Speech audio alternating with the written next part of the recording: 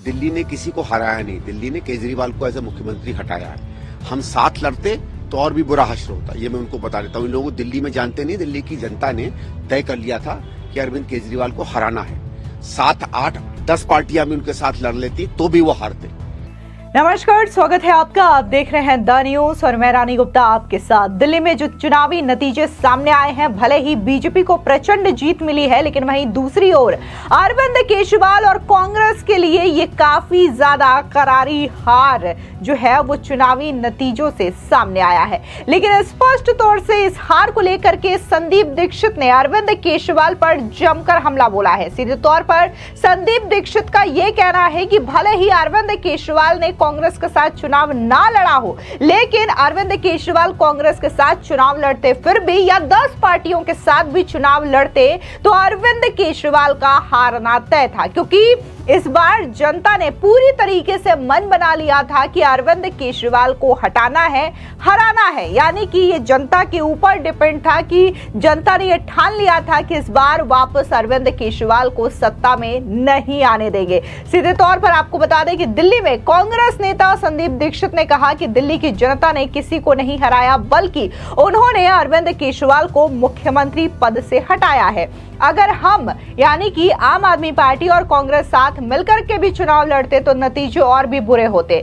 दिल्ली की जनता ने अरविंद केजरीवाल को हटाने का मन बना लिया था। अगर 10 पार्टियां भी उनके साथ होती तो वो भी बुरी तरीके से चुनाव हारते, क्योंकि अरविंद केजरीवाल का हारना तय था। दरअसल आपको बता दें कि अरविंद केजरीवाल जो नई दिल्ली विधानसभा सीट से चुनाव लड़ रहे थे, अरविंद केजरीवाल के साथ साथ आम आदमी पार्टी को भी करारी शिकस्त का सामना करना पड़ा है। इन चुनावों में अरविंद केजरीवाल, मनीष सिसोदिया, सौरभ भारद्वाज, सत्येंद्र जैन, सोमनाथ भारती ऐसे बड़े लीडर्स हैं जो खुद अपनी सीट तक नहीं बचा पाए, और इस वजह से आम आदमी पार्टी सत्ता से पूरी तरीके से बाहर हो गई और बीजेपी प्रचंड जीत के साथ दिल्ली की सत्ता में वापसी की है। अब इसको लेकर के कांग्रेस नेता संदीप दीक्षित का बड़ा बयान सामने आया, जहां पर उन्होंने अरविंद केजरीवाल पर ताबड़तोड़ हमले बोले। क्या कुछ संदीप दीक्षित ने कहा, सुनिए उनका ये बयान।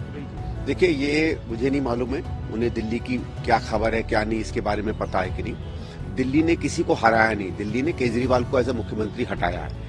हम साथ लड़ते तो और भी बुरा हश्र होता, ये मैं उनको बता देता हूँ। इन लोगों को दिल्ली में जानते नहीं, दिल्ली की जनता ने तय कर लिया था कि अरविंद केजरीवाल को हराना है। 7, 8, 10 पार्टियां भी उनके साथ लड़ लेती तो भी वो हारते। उनका हारना तय था, निश्चित था। आपको अगर चाहते थे कि आप वो सही रास्ते पर आए तो उनको कहते कि उन्होंने जो कुकर्म किए पिछले 3 साल में वो ना करते।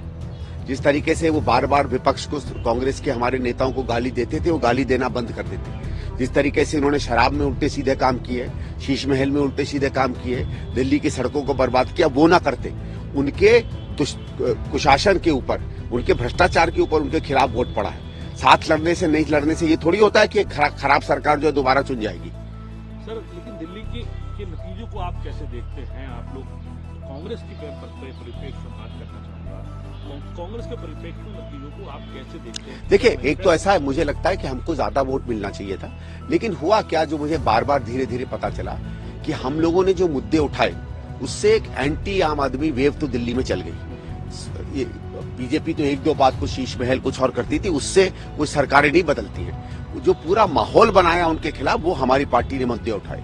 लेकिन बहुत से वोटरों ने मुझसे कहा कि साहब, आप तो 2024 में साथ लड़े थे, हम कैसे जाने कि दोबारा साथ नहीं हो जाएंगे। तो वो एक ऐसा विकल्प ढूंढ रहे थे जहां कहीं भी उन्हें इलेक्शन के बाद भी गलती से भी अरविंद केजरीवाल का चेहरा न दिख जाए। इतनी घृणा और इतनी नफरत अरविंद केजरीवाल के खिलाफ वोटरों में हो गई थी। शायद हम भी उस बात को पूरी तरीके से नहीं पढ़ पाए, और हमारे को भी उन्होंने उनकी परछाई में आगे पीछे लोगों ने देखा। दूसरा, जो मुस्लिम और दलित वोटर था, वो भी इनसे बहुत नाराज था। वो कांग्रेस की तरफ आना चाहता था, लेकिन प्राथमिक रूप से वो दोनों चाहते थे कि कुछ भी हो, कितना भी खराब केजरीवाल हो, हम बीजेपी को नहीं चाहते। तो वो चाहते हुए भी कांग्रेस उसकी फर्स्ट चॉइस थी, लेकिन क्योंकि उसको लगा कि अगर हम वोट शिफ्ट करेंगे तो शायद बीजेपी ना जीत जाए, वो आम आदमी में जाकर पहुंच गई। जो लोग कहते हैं ना कि सर इतना उनको वोट मिल गया, इनका वोट उनको इसलिए ही मिला क्योंकि लोगों को बीजेपी में उस तरीके का विकल्प नहीं दिख रहा था जिस तरीके का विकल्प वो देखना चाहते थे।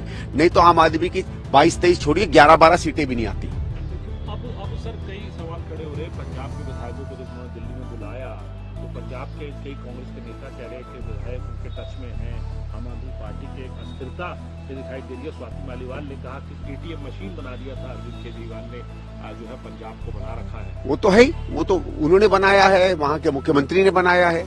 आपको याद होगा मैंने तो शुरू में कहा था कि पंजाब से करोड़ों रुपया गाड़ियों द्वारा दिल्ली आ रहा है और बाद में उनकी पंजाब के नंबर की गाड़ियों में पैसे भी मिले।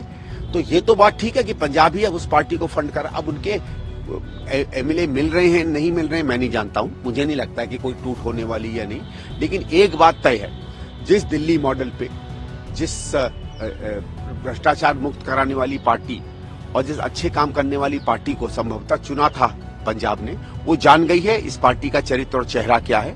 जो इनका हश्र दिल्ली में हुआ है, 2.5-3 साल बाद जब पंजाब में चुनाव होंगे, वही आम आदमी पार्टी का पंजाब में होने वाला है। सर देखिए, दिल्ली के अंदर भाजपा को बहुमत मिला, पूर्ण बहुमत मिला है 1993 के बाद पहली बार पूर्ण बहुमत मिला। कई विधायक उनके जो जेपी नड्डा से भी कल मिले, मुख्यमंत्री का अभी तक नाम तय नहीं हो पाया, उसके लिए मीटिंगें जारी है। लेकिन 100 दिन के संकल्प पत्र की बात कही जा रही है कि 100 दिन का संकल्प पत्र बीजेपी लेकर आएगी, इसको कैसे देखें? नहीं ठीक है, वो तो चुनेंगे जिसको वो चुनना चाहेंगे। संकल्प पत्र का कोई मतलब नहीं होता, ये तो इवेंट होता है। आपको 5 साल मिले हैं, दिल्ली में बहुत दिक्कतें हैं, कोशिश करिएगा कि आप लोगों की आकांक्षाओं के साथ जुड़कर आप दिल्ली में चुने गए हैं, अच्छा काम करिए दिल्ली में, मैं आपको शुभकामनाएं देता हूँ। लेकिन सर कांग्रेस के लिए अब आम आदमी पार्टी अब सत्ता में नहीं है, कांग्रेस के लिए कुछ वैक्यूम आपको दिखाई देता है? देखिए कोई वैक्यूम की बात नहीं, देखिए हमारा ये है कि हमारे लिए इस बात की निराशा रही चुनाव में कि हम अच्छा नहीं कर पाए। हमारे लिए भारतीय जनता पार्टी और आम आदमी पार्टी के बीच में कोई फर्क नहीं है, दोनों सांप्रदायिक हैं, दोनों में पैसे का मामला ठीक नहीं है, दोनों के अंदर में अहंकारी नेता हैं, दोनों जन कल्याण नहीं करती हैं, दोनों झूठ बोलती हैं, दोनों केवल इश्तेहारों में जीती हैं। तो जहां तक मेरा है, मेरे उनके बीच में रत्ती भर भी 1% भी फर्क नहीं है। ठीक है, एक केजरीवाल ने कुछ लोगों के बीच में एक इमेज बना रखी है, इमेज भी क्या है उसका सच्चा भी पता चल गया। हमारे लिए निराशा की बात यह कि हमको लग रहा था कि 12-15% हमारा वोट शेयर जाएगा, सीटों का आए या ना आए, लेकिन हम कोशिश करेंगे। भारतीय जनता पार्टी अपनी सरकार लेकर आई है, इन्होंने 15 साल मटिया मेट कर दिया एमसीडी को, कुछ नहीं कर पाई। अब मुझे मजा आ रहा है, उनके कुछ लोग बार बार ट्वीट कर रहे हैं कि हम साफ सच और सेफ दिल्ली करेंगे। अरे दिल्ली में पुलिस तुम्हारे पास थी, एमसीडी तुम्हारे पास थी, तब तो तुम साफ स्वच्छ और सेफ दिल्ली नहीं कर पाए, अब क्या करोगे? तो खैर नई सरकार आई है, अब मैं उनको शुभकामनाएं देता हूं, लेकिन हम अपना मौका देखेंगे। एक सशक्त विपक्ष के रूप में आप देखिएगा कि अगले 5 साल में कांग्रेस जो है दिल्ली की नंबर 1 पार्टी बनके निकलेगी। दरअसल आपको बता दें कि संदीप दीक्षित ने कहा कि अगर आम आदमी पार्टी को चुनाव जीतना था तो वो पिछले 3 सालों में उन्होंने जो कुकर्म किए हैं इसे वो नहीं करते। जिस तरीके से उन्होंने कांग्रेस पार्टी के नेताओं को गालियां दी उसे देना नहीं चाहिए था। अरविंद केजरीवाल ने अपने कार्यकाल में शराब और शीश महल में उल्टे सीधे काम किए, उन्होंने दिल्ली की सड़कों को बर्बाद कर दिया। उनके कुशासन और भ्रष्टाचार के खिलाफ जितनी भी चीजें देखने को मिली है उसकी वजह से अरविंद केजरीवाल को करारी हार का सामना करना पड़ा है। जनता बेवकूफ नहीं है जो उसे खराब सरकार को दोबारा से चुनेगी। संदीप दीक्षित ने कहा कि मुझे लगता है कि कांग्रेस पार्टी को ज्यादा वोट मिलना चाहिए था, लेकिन मुझे ऐसा लगता है कि दिल्ली में एंटी आम आदमी पार्टी की लहर तेजी से चल रही थी। बीजेपी ने भले ही शीश महल जैसे कुछ बातों का जिक्र किया हो, लेकिन कांग्रेस ने उनके खिलाफ कई जरूरी विषयों पर सवाल किया था। संदीप दीक्षित ने कहा कि जनता वाकई में इस विचार के साथ आई कि 2014 में आम आदमी पार्टी के साथ कांग्रेस चुनाव लड़ी थी, ऐसे में जनता को यह भरोसा नहीं था कि दोनों पार्टियां अभी अलग हैं। दिल्ली की जनता ऐसा विकल्प तलाश रही थी जहां पर गलती से भी उन्हें अरविंद केजरीवाल का चेहरा देखना ना पड़े। अरविंद केजरीवाल के खिलाफ इतनी नफरत और घृणा फैली हुई थी कि शायद हम भी इससे उस तरीके से नहीं पढ़ पाए। दिल्ली के लोगों ने हमें भी अरविंद केजरीवाल की परछाई में देखा, इस वजह से कांग्रेस पार्टी को कम वोट मिले। मुस्लिम और दलित वोटर भी अरविंद केजरीवाल से नाराज था और वो कांग्रेस पार्टी की ओर आना नहीं चाहता था, लेकिन वो बीजेपी को नहीं जीतने देना चाहते थे। इस वजह से उन्होंने कांग्रेस के बजाय आम आदमी पार्टी को वोट दिया।